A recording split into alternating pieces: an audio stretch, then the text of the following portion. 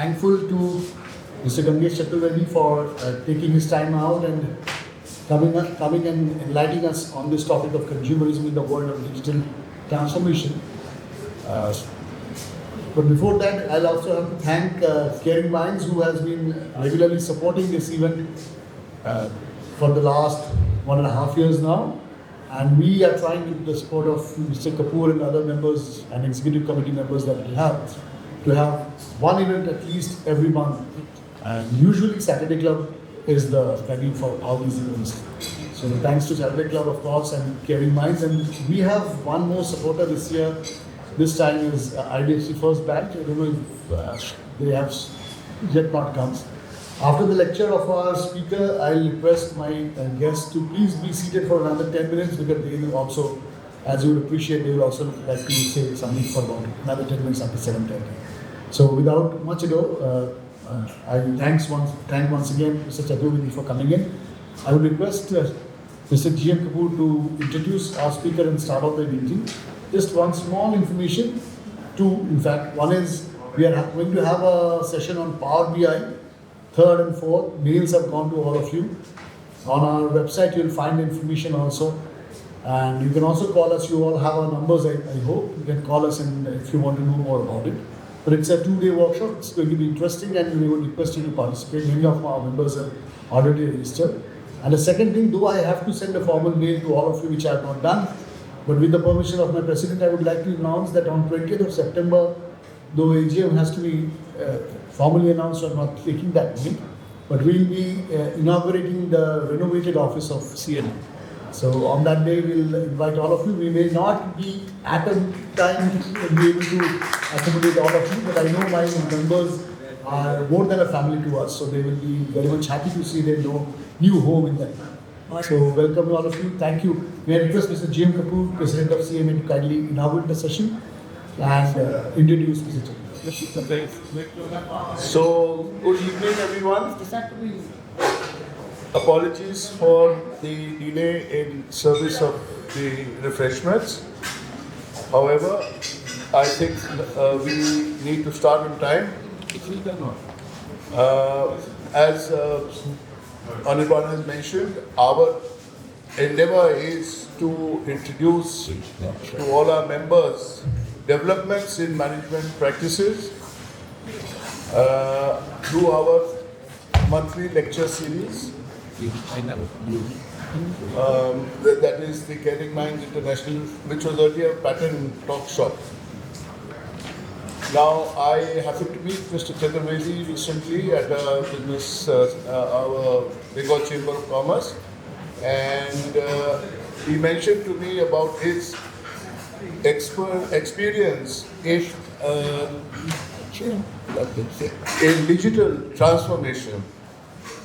So I thought it would be an ideal topic to talk about during our conversations. And this is a subject which is so much in a requirement. So I am delighted that Mr. Chaturvedi has agreed to speak on the subject, and I will take pleasure in introducing him. He is a senior professional with nearly 30 years of leadership experience in steel and telecom sector, specializing in marketing and sales strategy, digital transformation, project and product management, and e-commerce. He has spearheaded new launch initiates of major e-commerce platforms and telecom products, developed large-scale digital platforms, has experience in work across value chain and customer segments, including B2B, B2C, SME, retail, and government sectors. Currently working as Heaad Exports, EP&D with Tata Steel, and has served Bharti Airtel Limited as well. Academically, an MBA specializing in marketing and systems management, certified TBEM gold medalist, management by ethics, and DATOM assessor, certified in international business development strategy management from University Copenhagen, Denmark, and University of Geneva, Switzerland. He has been a guest speaker in select IIM and ISB management institutions. He has successfully authored 2 articles on reverse mentoring and digital transformation. And so, of course, today's talk will take us through this fascinating landscape, the evolution of digital transformation, the shifts in consumer behaviors, the challenges we face as digital consumers, and the exciting future that lies ahead, driven by personalization, omni-channel experiences, and cutting-edge technologies. I will be happy to discuss post his talk in a Q&A session and help to moderate that same. So over to you, Mr. Chaturvedi. Honorable President, Calcutta Management Association, Mr. G M Kapur. Thank you for inviting me. And it was great to meet you at BCCI. This topic is very close to me. I think consumers leading the journey and tools of digital supporting them in making that shift as well. Due credits to Caring Mind in whichever way they have helped sponsor the event as well.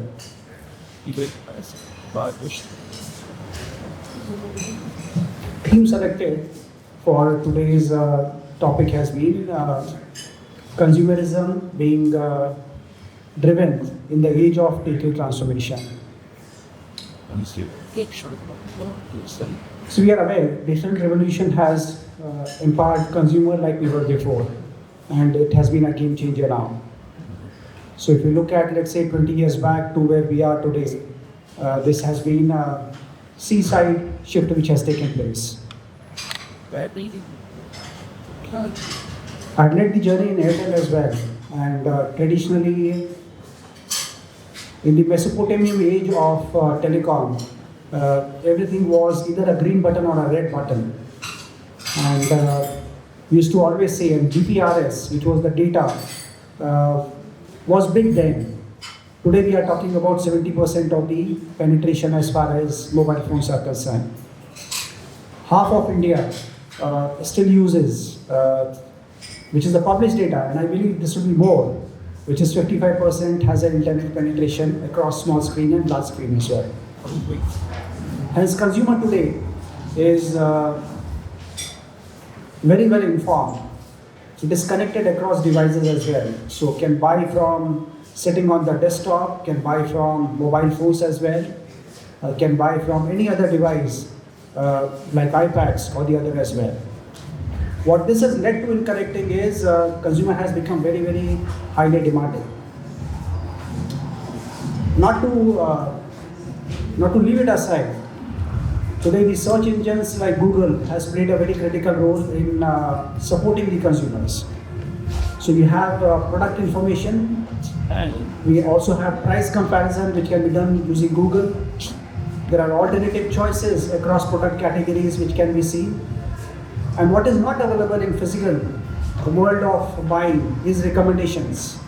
And hence these recommendations are very, very critical, because if you are sure it is working for a certain category of consumers, it is going to work for me as well. It is good to have this information. For sure the buying will happen at a consumer level, which the decision making can take place. This has resulted in convenience being passed on to the consumer, so which means it was never as easy as before.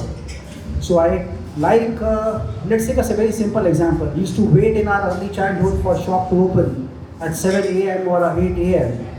and we never could get it at, let's say, after 9 p.m. because the shop was closed, and we had to carry ourselves, let's say, a kilo of rice or a kilo of sugar as well. Today, even if you're sitting at home, what you get delivered is in 10 minutes. And a value offer as well, because you have all forms of discount and the other pieces that gets passed on to you. Hence, digital channel has played a very, very critical role.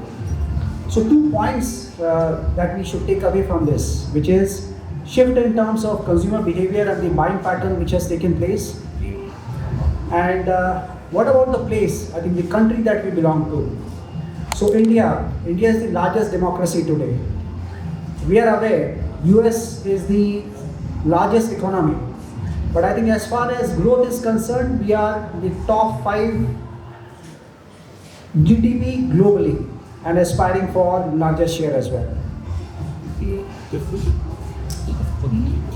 So shifting consumer behavior in the digital age.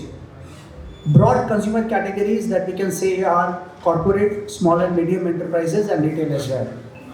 And so a further categorization would be institutional and retail. And it's a hyper-connected world in which we are living in which you have traditional buying patterns which used to reside earlier. So visit to shops now being visited by visit to the platforms. So no more the buying takes place by visiting the shop largely. This has led to the convergence in consumer behavior, innovation and technology, thus passing convenience, personalization and immediacy of buying as well. So digital transformation is not just influencing what consumers buy, but also how they decide, how they engage and test loyalty to the brands as well. What has gone right? Even if we take an example of an e-commerce. Earlier we used to remember if a product was bought, it was never returned actually.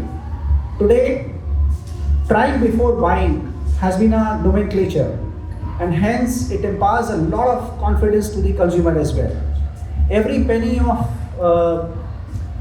which a consumer has in the wallet counts, and one is also being empowered for giving the confidence that you can return the product if it is not suiting your needs. An example that I can take here is of Amazon. So Amazon has built its dominance on consumer empowerment by offering millions of choices, next day delivery and transparent reviews as well. Look at a very simple example. So earlier for buying different category of products, which is let's say shoes or shirt or let's say an AC or any other consumer durable, you have to go to 4 different shops. And each of these shops you have to spend hours in terms of buying, and the comparisons were not available. The power of technology is you can sit here, face the platform, have the money in your wallet and can purchase it, let's say, in half an hour's time.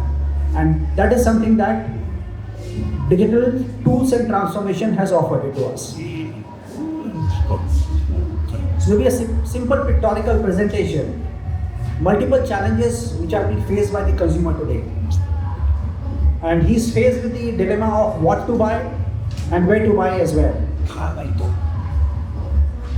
What he's looking forward to is a real-time purchase across multiple product categories. 2 pieces that he's navigating, convenience and value proposition. So it is typically depicted by a very high-riding shape being presented in the earlier slide as well, and this is a tough navigation for the consumer. But I would say it's a good convergence between technology, the ecosystem being offered and the buying patterns which has come together. And sure. Personalization was never as good as it is right now. So I'm not sure if every one of you are aware, but if you're visiting a particular site, each of the click that you do on a website is being tracked by owner of the website as well. Technology has gone so far, so ahead, that even if you're online, you can be tracked as well. For the sellers or the organization, at a consumer level, they are aware of the demand patterns. So if you are clicking today, let's say a Nike shoe of rupees 4,000 and you kept on buying a black shoe twice, you will receive a mail or a WhatsApp saying that third time, your age let's say is 35, they will recommend size is 8, you need a lace shoe, your price is 4,200.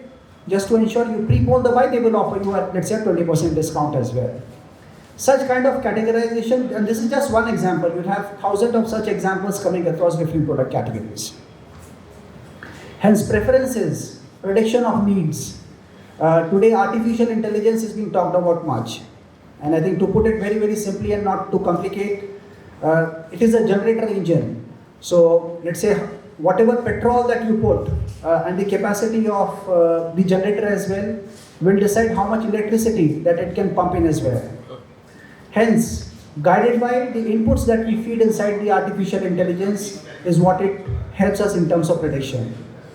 For large organizations, this has led to big analytics and decision making for the organizations. Consumer data has become the new currency, and it has enabled hyper-targeted campaigns as well for the organizations and customized experiences. Two examples again here I want to take to substantiate, which is Netflix. When we go to the content, the type of content that we view, the preferences are recorded. So let's say if you are recording crime or a humor as well, the next time when you switch on, the first screen that you will see is the preference on which last time that you have logged out. Or even if you are seeing 5 times, let's say a crime piece or even a humor as well, there is a very high probability that the next content that gets put on will be based on the preference that you have already seen. So how it is happening? In the background, there is an engine which is running, which is checking on as far as the entire processing is concerned and recommending you what your choices could be. So you don't have to hunt for your choices anymore if you have given it across. Yeah. This journey, so from 2000 to 2015, and these numbers can vary, but just to make it a point, first 15 years were very physical in nature. And there was a time when digital was taking over. So let's say 2015 onwards, if we were to take a cut, there it was a mixed bag of shift from physical to digital as well. And that world is called a phygital world. And in phygital world, it was start small. So I think the journey where everyone could see was evolution of Androids.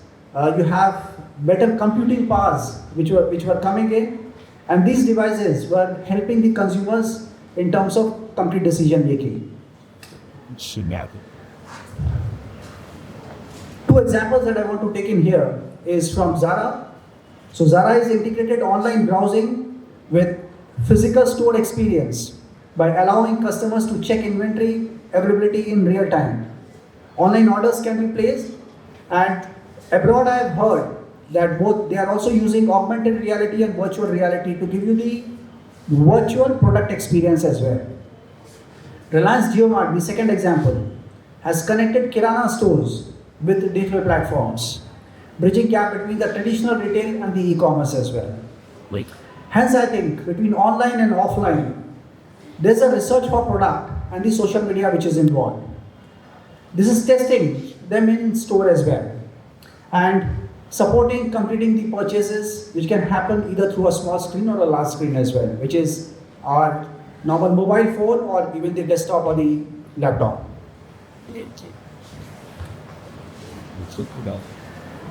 Few digital tools, because this the left hand side of the depiction will never be complete, but I have picked up some less than 10.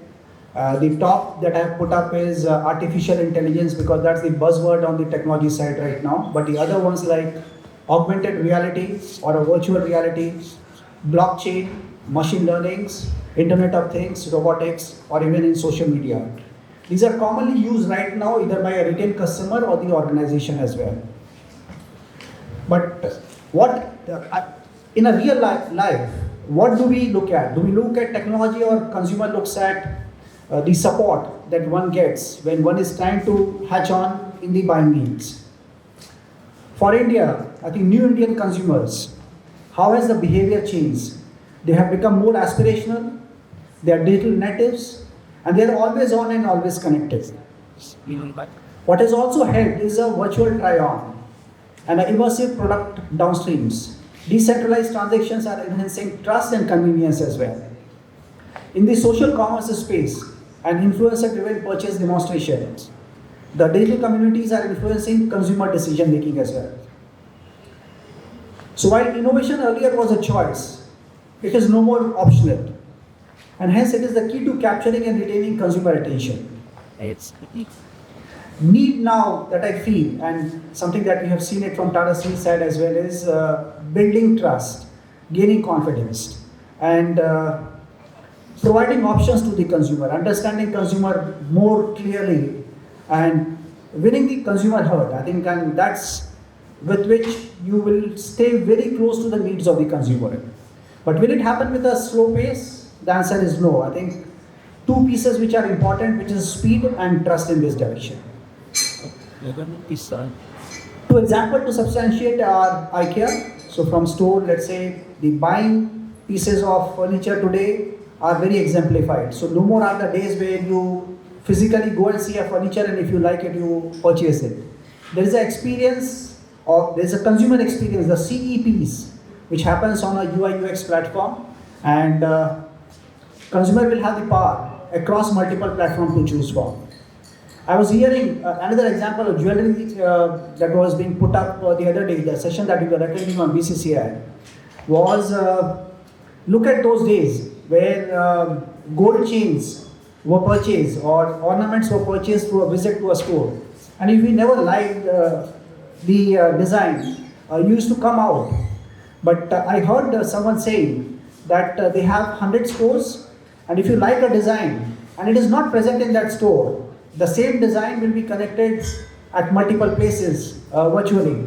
So if it is present, let's say in a small town like in Vizag as well, for example, or in Chennai. So sitting down in Calcutta in a jewelry store, you will still have the power of selecting the design and it gets delivered to you in 24 hours. So the power of digital is phenomenal. I mean, a lakh examples can be taken, but what I've selected is very, very close to the buying pattern that we have.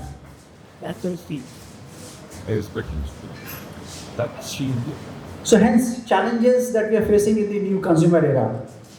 So there is a decision fatigue as well. Too much of information being pushed across to the consumer.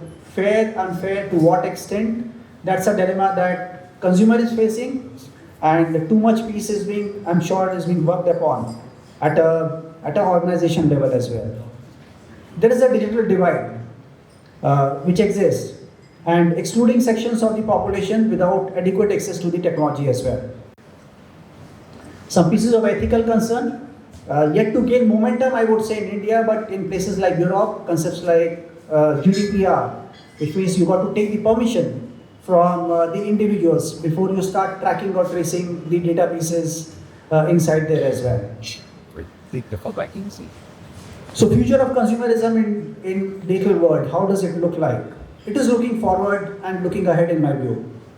Consumerism will keep on increasing and will be defined by the sustainability, inclusivity and trust. From Tata Steel side, we are committed for being net zero by 2045. So, and these years are commitment for delivery. Never mind if 2045 becomes to 2040 or 2050 as well. But the larger piece is, there is an intent to shift away from normal ways of using the power to something which is good for the humankind as well. And these are the projects that are being worked upon. It's an early start, but long way to go. We do not have a choice but not to leverage technology as well. So world forward looks like leveraging technology. One thing that I would like to put up is, while AI as a subject has gained momentum, but every technology goes through an obsolescence as well. It is far ahead. I was reading Business Standard today, and what came out in that was technology to be used for consumerism, but where it has to be used also is with a little bit of caution as well. Because if you feed wrong, if you select wrong algorithms, it will give you a wrong output, which is the decision can wrongly be taken as well. So here in my view, it is very, very important that we solve the problem that we are solving and not the other way around. And mistakes, I mean, if we do for people who are present from the corporates here, a model that gets used is a corrective action and a preventive action, which is a kappa that is being used. And there the fundamentals are that you put across the problem statement first and say what has gone wrong. But if you reverse it, then you're not going to solve it. I think it is going to boomerang back it across to you as well. So fundamental concepts of putting the problem statement from the consumer side, understanding the behavior, and the digital transformation is going to lead the way. In future, thus, consumer is not just a buyer, but he's active value co-creator as well. And this will help shaping very distinction of the multiple directions in which the consumer wants to move. Large organizations like Apple today do not even consult consumers, but they have reached the highest level of Maslow's hierarchy of need, which is the self-actualization. So it is very, very distinct. It is very unique model in which you know before someone else that you want to sell even thinks about it. And it's a world in which one would like to still find out how does that happen actually. I got the opportunity of meeting Steve Jobs in 2005, early during my stint with Airtel. It was a 15-minute of discussion because that's a time that we got a part of launch team for iPhone in India. And contrary to, let's say, if you read a book from Philip Kotler, which is on marketing, he mentions 4 P's of marketing. And there, the larger piece that gets spoken about is traditional ways of knowing the customer before you sell the customer. But Steve Jobs was, these are junk concepts and they don't apply to the principles of Apple. He said you don't need to know the customer as well. So start with, so don't reach out to the customer, don't disturb the customer. You should find out intelligent ways by which you predict what a customer can think and put across certain wisdom, methodology, and then roll out your product. It's a very unique organization, and hence you will see every product that they launch is always with a queue which does not finish for a week at least. And they command the price in the market. Last topic that I want to touch upon here is with the growing concerns around data privacy, the challenges lies in striking a balance between hyper-personalization and ethical transparency as well. Few examples of the real life. Yes. So, I started with physical banking. So, I used to take my check to the bank and deposit. Where is it now? It is digital banking. So, if you want to withdraw, there's an ATM card and you can withdraw for yourself. If you want to pay early, you used to go put up an account pay check and deposit it in the bank. No more. If you are there in the airport, you can transfer the money at a click of a button as well. Greeting cards, I think Archie's, let's touch upon it. 10 rupees, 15 rupees, 25 rupees, 50 rupees, gone. Shops gone. What is it replaced with? E-greeting cards. So you go to a particular place, type the name, and you can deliver it in a minute's time. Electricity bills, long queues earlier. I'm sure people who would have deposited in early 90s or 2000 had to take out 2 hours, 2.5 hours. I myself have done it, actually. And these are digital bill payments right now, at the click of a button. So if you want to put up let's say a CSC app, store your consumer ID, it comes to you as a reminder, in 1 minute you can pay it. And if you put up a standing instruction, you just need to ensure that the amount is deposited in your bank, it is available in your bank. They will not even ask you, they will pull away the fund and your electricity is always on. Money wallets. So we had earlier leather wallets. They are now being replaced by digital wallets. Payment, which was hand to hand, 10 rupee exchange, 50 rupee, 100 rupee, 1000 rupee exchange. There's nothing called a hand to hand now. It is less now. It is tending more or less. It is a wallet to wallet payment. Postcard and envelopes. I think the letters that we used to write earlier are gone. So emails and e-letters have taken our call. Buying at shop is now buying at e-commerce. Airline tickets, many of us travel. I was traveling last week as well. COVID turned around the fortunes of many because physical tickets are no more. You can just have a virtual ticket or a ticket which is present to you in a mobile phone, and that's it. Nothing else is required. Even buses or your train airlines have gone to a last mile, I would say. And what about your check-in? So the check-in is now, courtesy Digital Yatra, is like a VIP right now. So if you start from your home, you can be completely cashless, go to US and come back as well. Completely cashless. Just need to ensure you have money in your bank and mobile in your hand. It is as simple as that. In Tata Steel, I led the journey for digital transformation for 10 years. Started a project called the first retail e-commerce engine, and it was like making an elephant dance. So, which is how can a steel sell on the e-commerce platform? It has not been a Hindu growth rate for us. The platform is doing very, very well. It's an e-commerce platform for IHB customers. A simple matrix before I wind up this discussion is in 2015-16, only 12 crore transaction used to be there on UPI, which is through NPCI. In 10 years, it has multiplied 10 times. So we have more than 100 crore transaction that happens through the platform. But what it has it helped people who are sitting inside the AC chamber? The answer is no. So the value of ticket that can be exchanged is now even 1 rupee. You can make even 1 rupee payment through the UPI. So common masses, whether it is a Cat A, Cat B, Cat Z, Cat D as well, is being affected. Gen Z, which uses the larger portion of this segment, is the key driver in providing feedback in what next for the digital transformation. So I just want to leave the audience with the thought as well. You can read and digest it, I would say. And but thank you very much. I had little pieces to share out of my experience, and I would like to conclude here. Thank you very much. Thank you, everyone.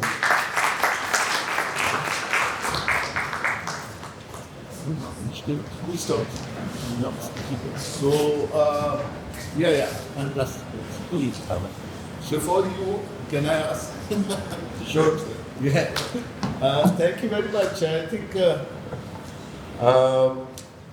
your last slide was, I think, most,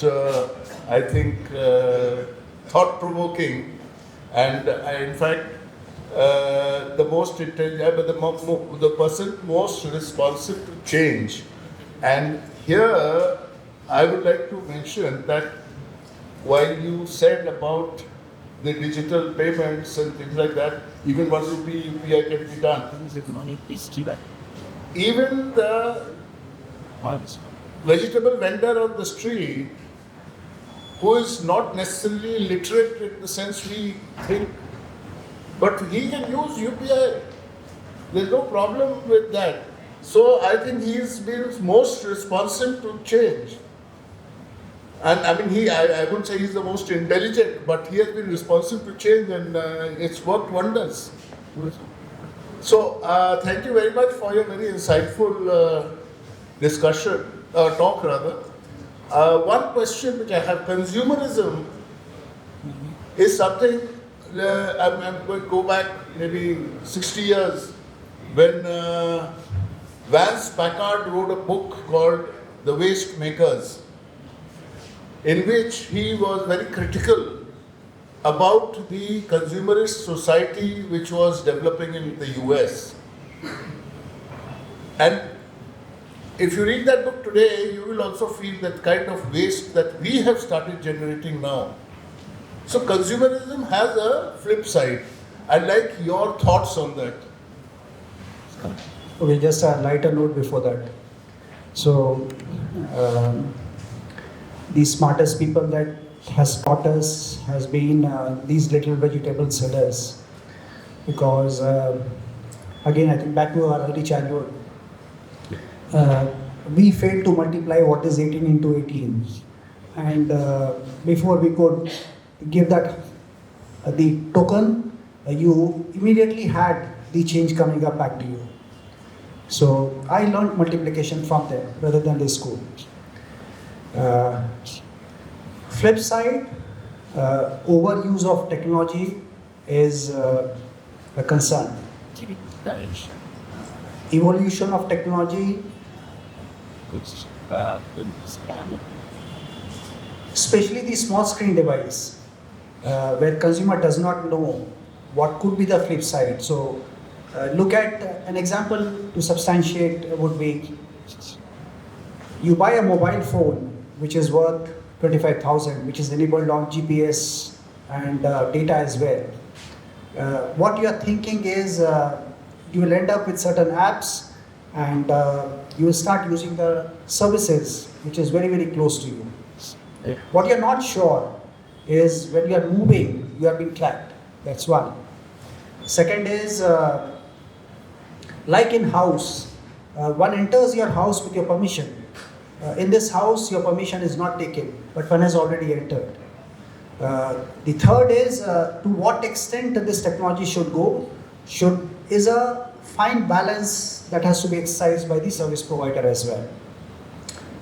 How consumer is impacted is information being shared without his or her knowledge. That is one. Second is the overdose of technology that I saw, which means if I want to buy a shirt today, I receive a mail which helps me in decision making. When I buy the second shirt or a fifth one as well, I receive 5 more mails. When I buy none, then I received 100 mails.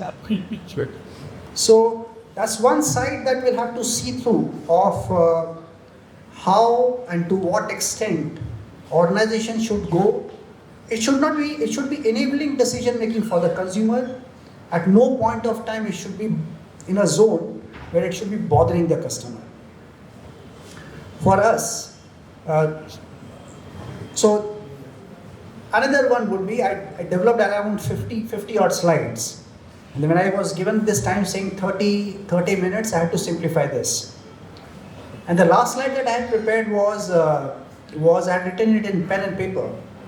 And that's the time when I was starting from the office. I thought it is important to simplify it as well. It is important the point that I'm making is it is important to connect with the masses in 3S terms. So you simplify, you synergize. And then when you're looking at, let's say, thousands or millions of people, then you start connecting back with them. Overdose to be avoided, point number 1. Technology to be used for benefit of masses, point number 2. Evolving technology to be first tested before it is rolled out to the consumers, in my view. Thank you. I just asked. I have one more question, and after that, let's sort of that was. With so much information and choice available, what are the biggest pain points consumers face in the digital journey?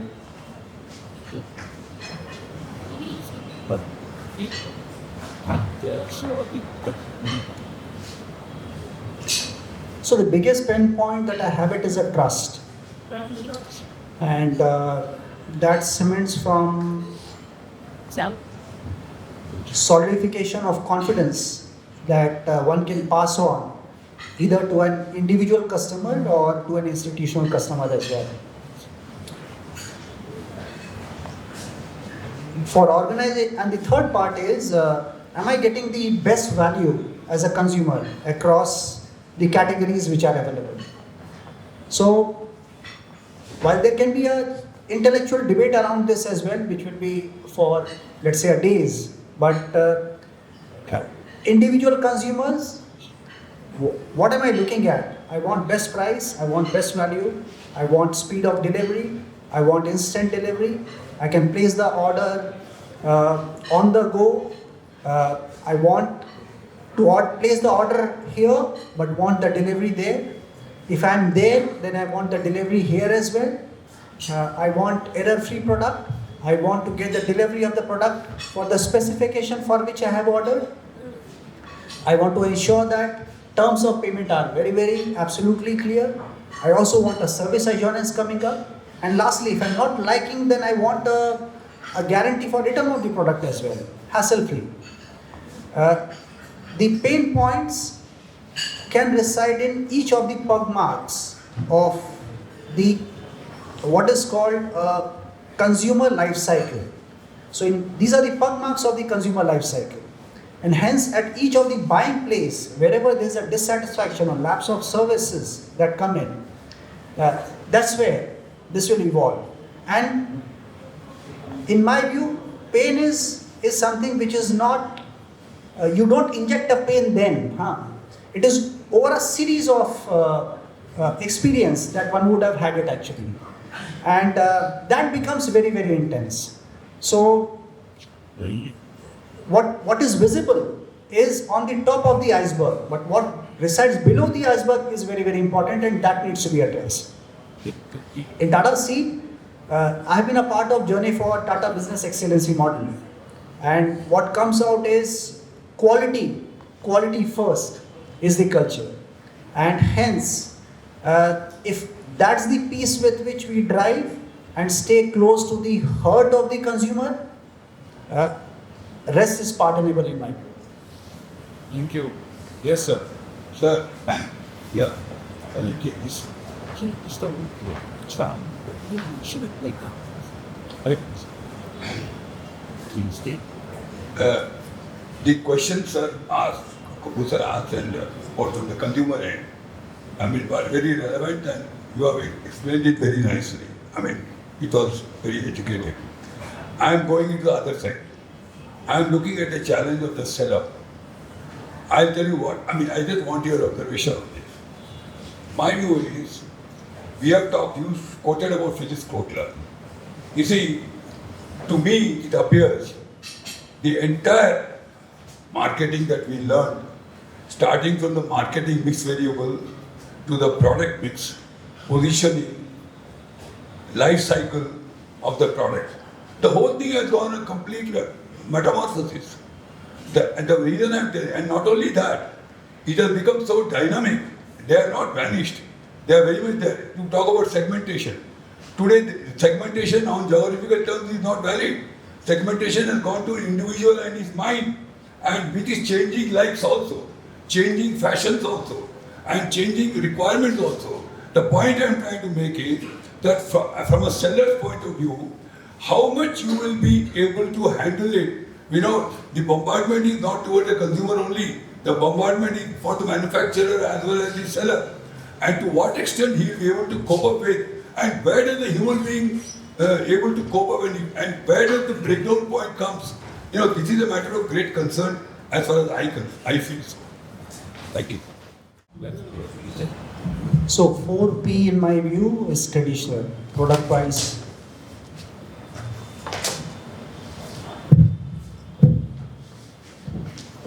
Yeah. 4P in my view is traditional now, which is product price, promotion and placement. It has elements of people, it has elements of productivity, it has element of personalization right now. So you will have, in my view, Philip Kotler will have to re-look at it now. The other side is the segmentation. So multiple cuts on segmentations are available. But I want to touch upon the core subject that you raised, which was around sellers. So I'll do a separate session on sellers as well around digitalization. But just to answer you in synopsis, as an organization, we are doing, we produce 24 million ton of steel. And that's a capacity that we have built up in last 100 years. We want to double in next 3 years. What? So we are sure that if we keep doing what we are doing today, we'll keep getting what we are getting today. And hence, you can't have incremental strategy. You have to have disproportionate strategy. You have to infuse that something which is the thing. Otherwise, it is not going to happen. With cost mounting, pressure on profitability, and we are aware, let's say if we were to take the engine of revenue minus cost is equal to profit, disproportionate increase in revenue is very challenging because world has become very competitive. Finance always holds the profit because from that viewpoint, you got to have money to run the organization. And the only place that is left is reducing cost and reducing cost smartly. not at the cost of the business. 5 key points that as a seller that one has to keep in mind is innovation that I mentioned is applicable both for seller and buyer. Buyer, one has to be very innovative in the way that one is buying. Seller has to be very, very sure in the way one scales the operation, minimizes the wastage as well, and ensures that he has a higher productivity to the raw material that he produces as well. Second part, which is, are you participating in what is happening outside the world? So, example, technology is just one of the levers. Third, do you want to cut the tree or you want to sharpen the knife? So, there's a principle of 80:20, which is if you have stack of 10, where do you put that 10? And if you put that 10 at the wrong place, you are going to get 2. If you are going to get that 10 in the right place, you get better than 8, for example. Fourth is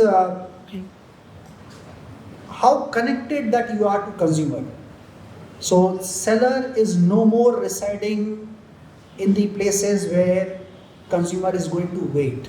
An example that I want to take is ambassadors. I heard, I think it came before I was born, that if you were to place, as if you were to backdate our thought process, and sitting in 2025, if you were to order in 1975, then you are going to get an ambassador in 2028, 3 years. And you will have to take what they are giving you, not as per the specification that you please. So for example, if you were to say petrol, black, smoothie seats, none. They will give you what they have. But the price would be there. Price can be escalated then as well. Think at the time right now. You have and then the options were also very limited. Today, you have more than 10 sellers. You have value propositions coming up. You tell a seller that if he does not reduce the price, you are going to go to someone else. He's not going to allow you to go outside this door. You will ensure that he sells it to you at whatever price that you quote. There will be some kind of an understanding or a balance that remains. Fifth point that I want to touch upon is people. And people is at the core of driving the entire piece. So connect with the consumer as well, connect with the buyers as well, because what you are selling does not reside with you anymore after producing. How effectively it transfers into the value chain of supply chain or a procurement as well, or a raw material pieces that gets guided, are the factors which will help you in deciding your destiny. So, building capability of people with relevance of today, with relevance of 15 years down the line. So, a doctor today is also not prescribing. He is predicting what it could be as well. So the days are gone where one would have treated you for the symptoms that one is seeing. He also treats you for what it could be with you 3 years or 5 years down the line. So I think these are the few pieces of instances that we can share. Inside the organization or limited approaches, when I go out and meet, recently I had a meeting with Commissioner of Customs in Vizag as well, Visakhapatnam as well. He ended up saying a few pieces of instances in this. Technology, in my view, will play a critical role in a balance between seller and buyer. Earlier, let's say the distance was this, now the distance has come very, very close. So a seller has to act staying very close to the consumer, understanding the consumer behavior in whichever form that it is. And smarter the seller is, will decide the fate of the seller as well. Thank you. Thank you. Yes, sir. Good one. Yeah. Good evening. During your lecture, you touched upon Apple. Now, Apple, this phone, I think it's not only a phone which they sell. it sells a bit of status, it sells a feeling and other things. And along with that, you correlated self-actualization. I have a gap of understanding there. If you would please elaborate a little more. Okay, so good evening, sir, to you first. And so let's dissect this into two parts to understand this better. As a brand, so let's say after this session, type which brand has been the best brand every year in last 20 years, you will get an answer. And I'll be surprised if you don't get an answer as Apple. Connected to the last question as well, they have been one of the sellers who have predicted the needs of the consumer before even consumer predicting it. So let's say if someone can deliver me, which I will think half an hour later, and before I think it gets delivered to me and I'm surprised, there can't be a better wow factor that can come in there. The point that I was making was in the 7 layer of Maslow's hierarchy of need, you have a very basic need that resides at the bottom of the pillar. Which means, and if you were to cut that pieces into 3 parts, in the first 3 layer is actually a basic need. But if you were to put that in the economy zone, the basic need for me would be different from him, or his luxury would be kind of basic for me, or vice versa as well.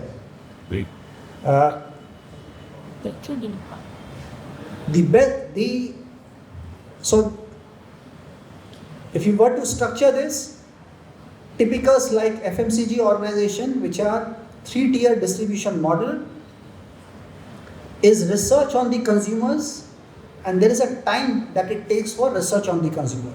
The challenge that it faces is, by the time the feedback gets inside the organization, the world has moved as well. So hence, there is a knowing-doing gap. There is a knowing-doing gap that resides. Unlike an example, at the end of the day, where did the Apple start from? It started from desktops, and they were sure that it failed. But what they were smarter was, they could see what is lying ahead in the industry and connect back to the consumer's side as well, before the consumer knew. So hence, as a brand, if you were to put up in the mountain of multiple brands, put on the right hand side the Maslow's hierarchy of needs as well, you will find many brands will reside in different layers in that needs. But in the self-actualization would be very, very rare brands. Apple was one of them. So that's what I said when I was presenting.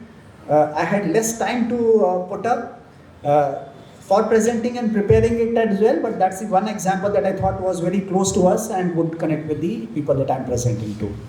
Thank you. Thank you very much. We'll take one more question.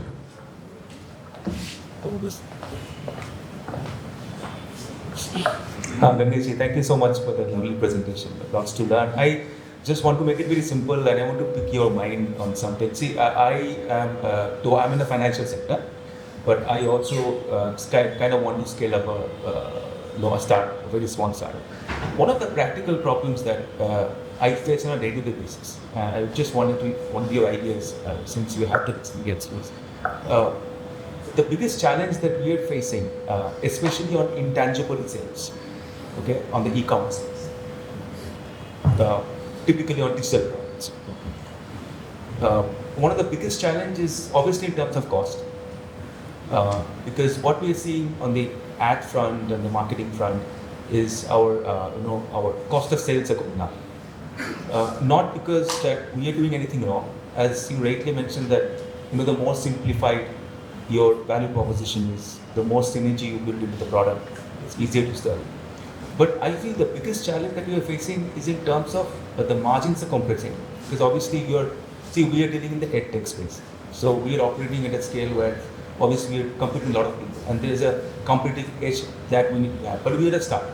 We don't have that kind of funding to go and put a lot of money in.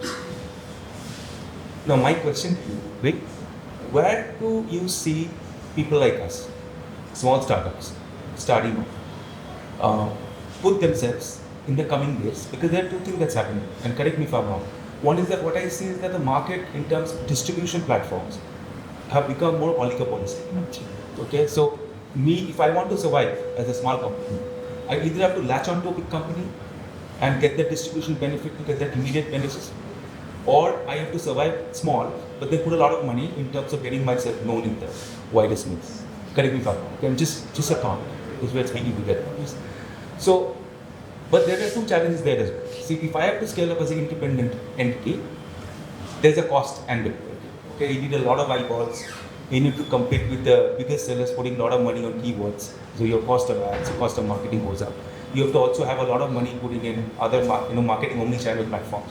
So that's a deterrent. So that kind of put me on a strategy where we need to latch up with some other established. Can you ask your question, please? Yeah, so I'm just giving the background.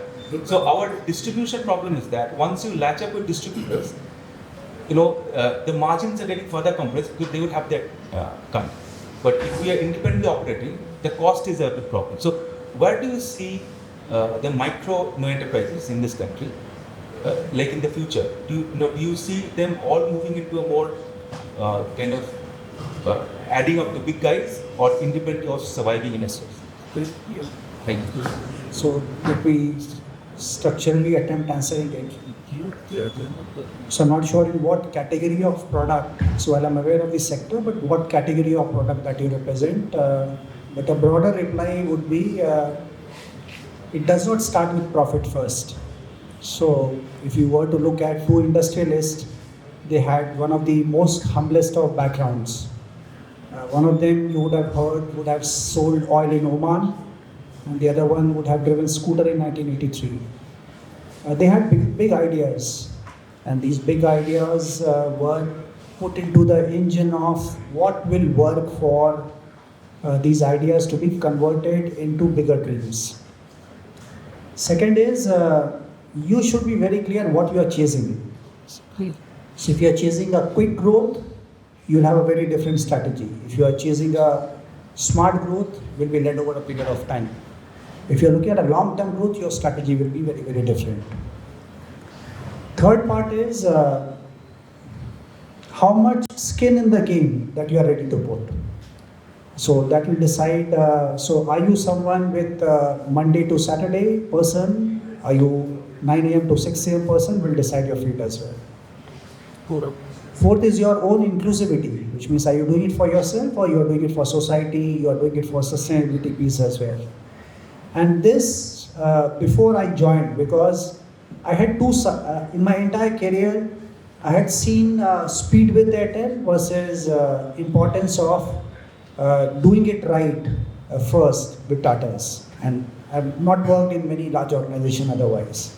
And this has spanned in the last 30 years. But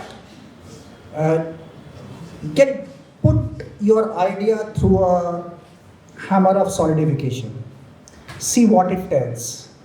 Evolve strategy around it. If you are looking forward to a formula from me, I don't have it.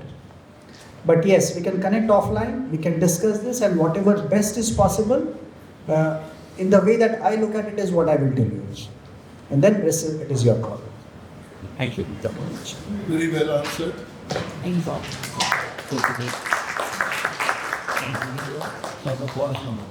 As discussed, thanks to sir for taking time. It was a very engaging session, as I understand. At that time, I request Mr. G M Kapur to kindly give this statement on behalf of CMA.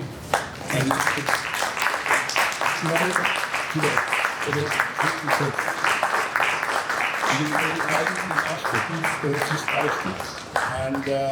I think a very topical subject. We all need to learn this, go into the depths, and I think the last question was very well answered. I hope it satisfied you. Thank you very much, Mr. Chaturvedi. Yeah,